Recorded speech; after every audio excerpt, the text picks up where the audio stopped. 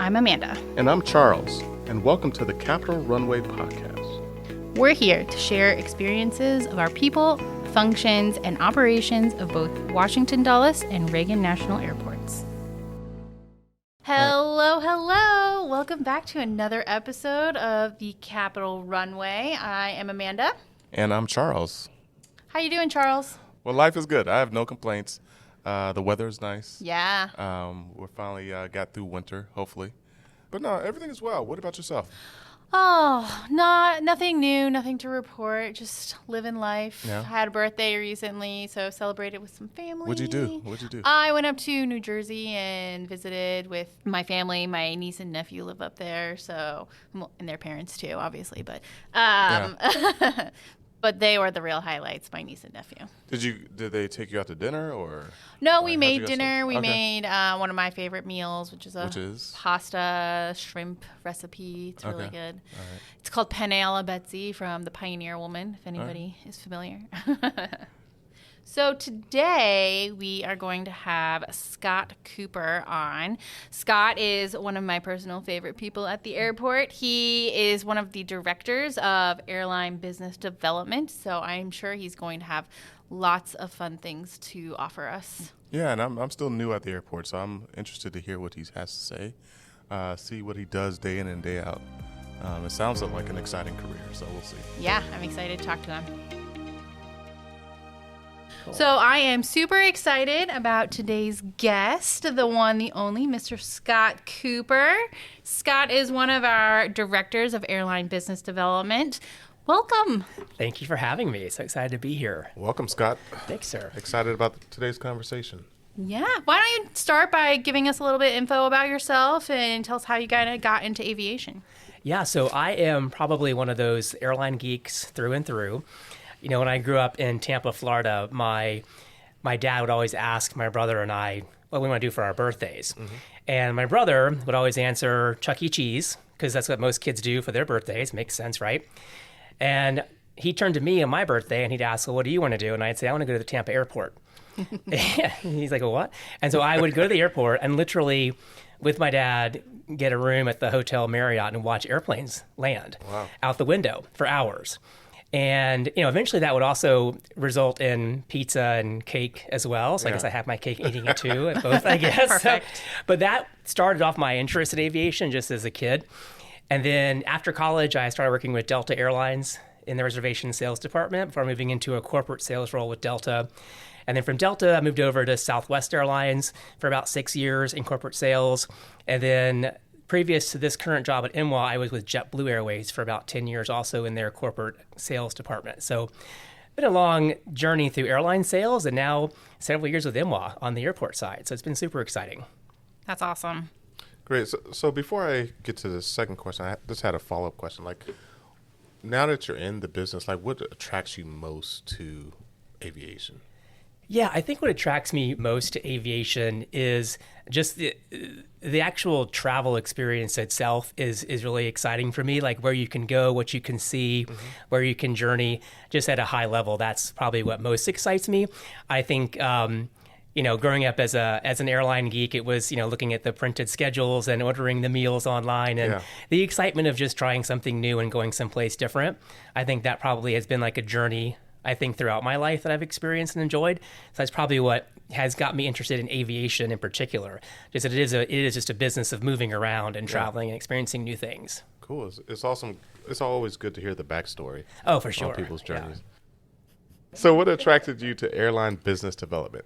Yeah, so I think after about 19 years, as I mentioned, with some of those airlines and, you know, living here in Washington for about 16 years, I really was looking for something a little bit different to do. And this job posted, and it was really interesting as I read the job description because it seemed like it was, first of all, I guess after this point, I had no idea how airports influenced and impacted decisions for airlines to fly into markets. I mean, I think all of us might just assume when you go on a website and look for a place to travel that, you know, they magically appear, the airlines you're looking for.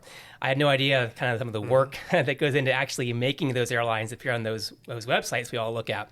So the job description was interesting because it seemed to combine what I really have enjoyed doing, which is presentations and sales work, with a love of a city that I really enjoyed living in for the past several years, which is Washington.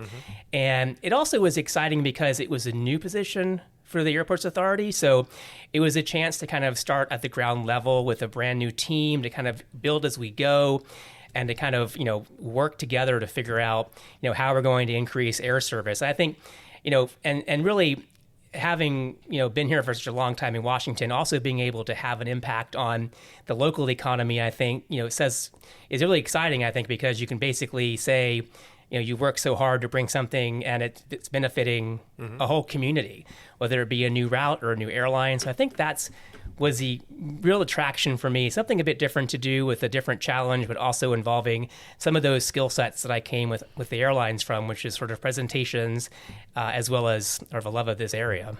Great. Absolutely. So tell us, what is a day in the life like for director of ABD? Are you on the phone with airlines all day? Like, how are you selling the airports, so to say? Like, what is a day like that for Yes, you? I think there's never a dull moment for our group, and we have an amazing summer ahead with the launch of four new airlines out of Dulles this summer. It's very exciting for us to have that many that are starting. But in a day for me, it's basically reading up on the airlines that are in my portfolio.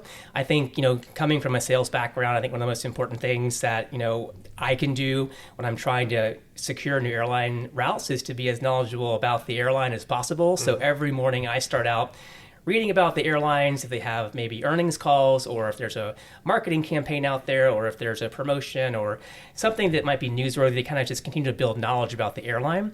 That's sort of the first part of my day. And then we might have presentations to work on for a routes conference coming up, or meetings with network planners down the road. We're very good at telling stories with data. I think people look at Excel data and just want to scream and run, but we actually make it fun. We actually take the Excel data that we get from various sources and put it into PowerPoints, and we actually tell a story to airlines on why they should be flying to Dulles. And I think, that does take time to build. We actually work on those business cases for meetings with network planners at the headquarter locations, as well as with these routes conferences that are throughout the year. So I think, my sort of day in the life, if you will, is a lot of reading and a lot of researching and a lot of building presentations and pitches to eventually give these airlines. What do you like best about your job, Scott? Because you have a fun job. Is there ever a time where you like to step back, pinch yourself, and like, wow, I get to do this at the airport? Yeah, well, I'd say first is my office has a great view of the Dulles runways. That's amazing. So when I'm not looking out the window at airplanes landing, yeah, you're right, I do. There are a few moments where I do pinch myself, but I think one of the things I'm really excited and elated to have at this job is the team I work with at Dulles. These are folks that all started with me about the same time. So we all came together from day one trying to build this team and trying to figure out, how we move forward and what kind of outside the box thinking we can do. And it's a great group of people. We've got folks that are former airline marketers. We've got folks that are former airport folks as well as consultants. I came from an airline sales background, so I think we've all kind of blended quite well together, and we have a lot of collaboration in the office. So I think the team itself I work with is fantastic.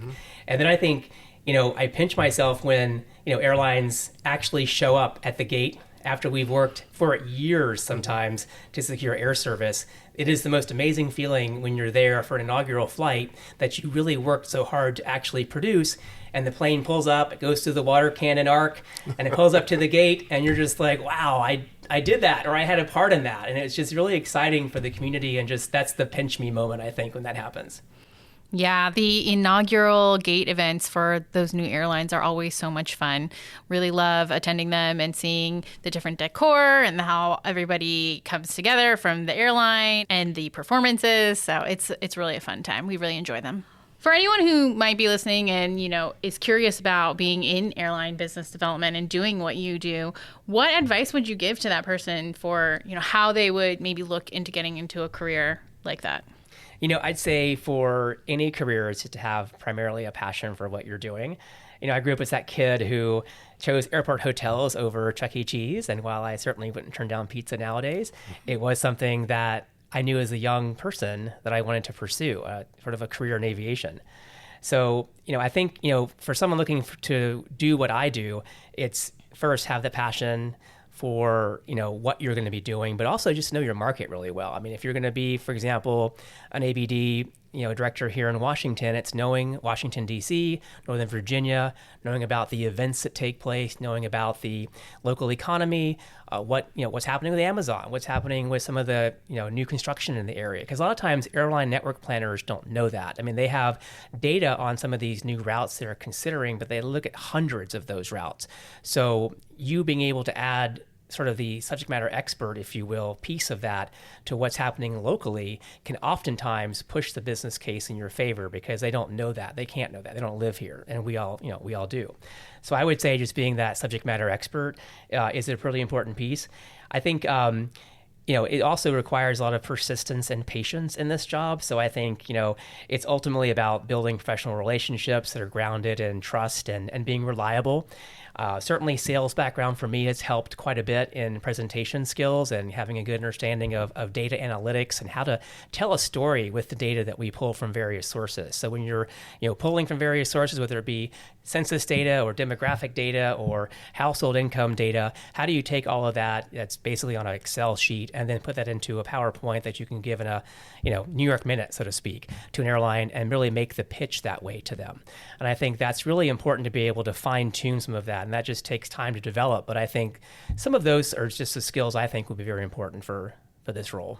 Yeah. And I mean, one would think that selling Washington, D.C. is pretty easy, but it's probably very complicated and complex and a lot goes into it, right? It really is, and that was my misperception coming into this job. I mean, again, like we said at the top of this podcast, I mean, it's, we all go on Expedia or wherever we go, Google Flights, and we, look for, a destination from like Washington to, XYZ city, and it pops up.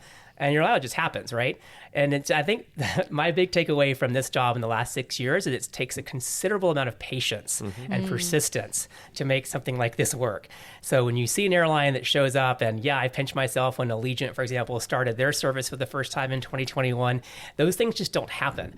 So I think you're right, Amanda. It's like, for us, it's, we're a type of city that we're competing against other cities of similar size, like Boston, the Chicago, San Francisco.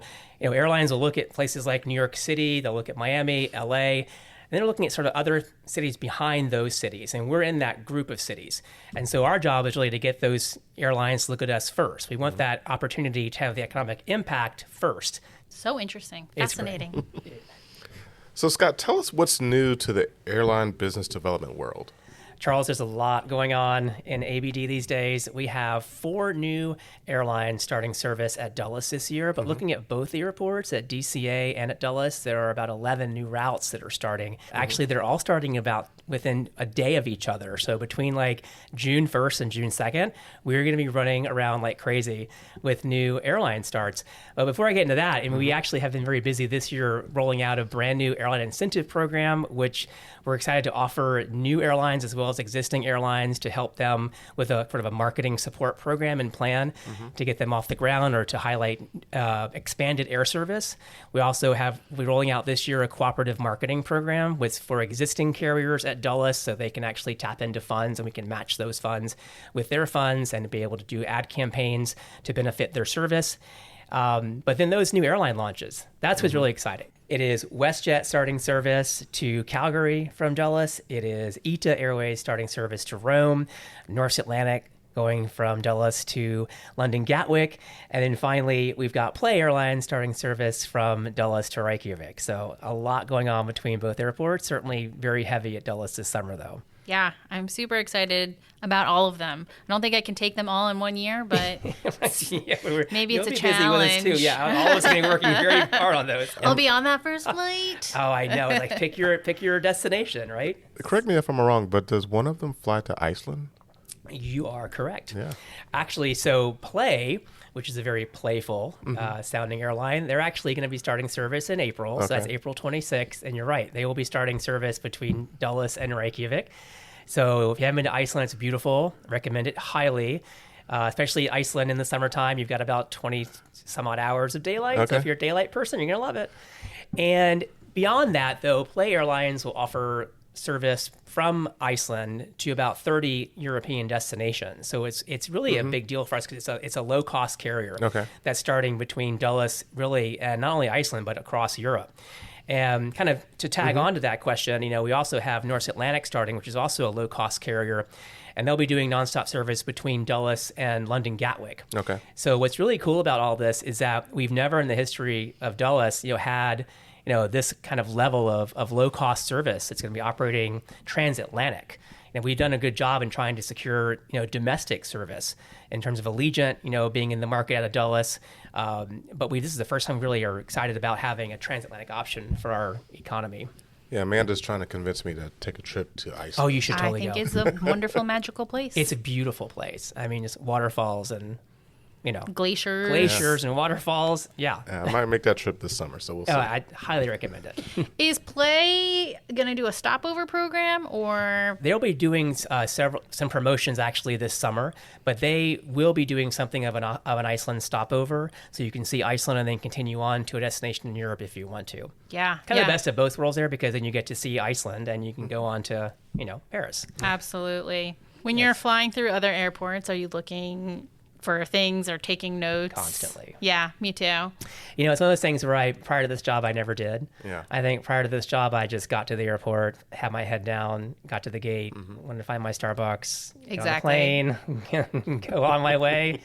And now I find myself doing these nerdy airport things where I take pictures of billboards or maybe some things that are the font might be a bit matched. I mean, we had Ryan and some other folks here on your team came over with us yesterday to DCA to look at some of the monitors and kind of just pay attention to some of those things that maybe the average person may miss, but I think all of us are very attuned to. So it definitely made me more.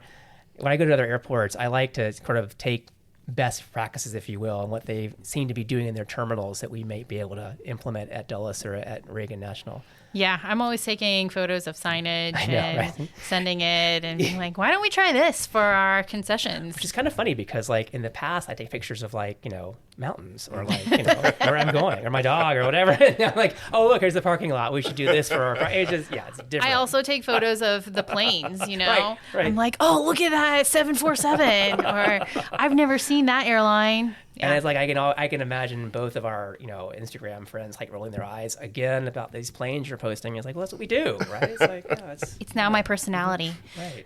I know, right? Before we get to our final question, are there any final thoughts or anything you want to add? Well, I do want to say that I forgot to mention that we had been up to and we just recently got published was our LinkedIn showcase page, which our listeners can go find at linkedin.com/showcase/DCASD, which is for DC Air Service Development. We'll include that link in the show notes too. Amazing.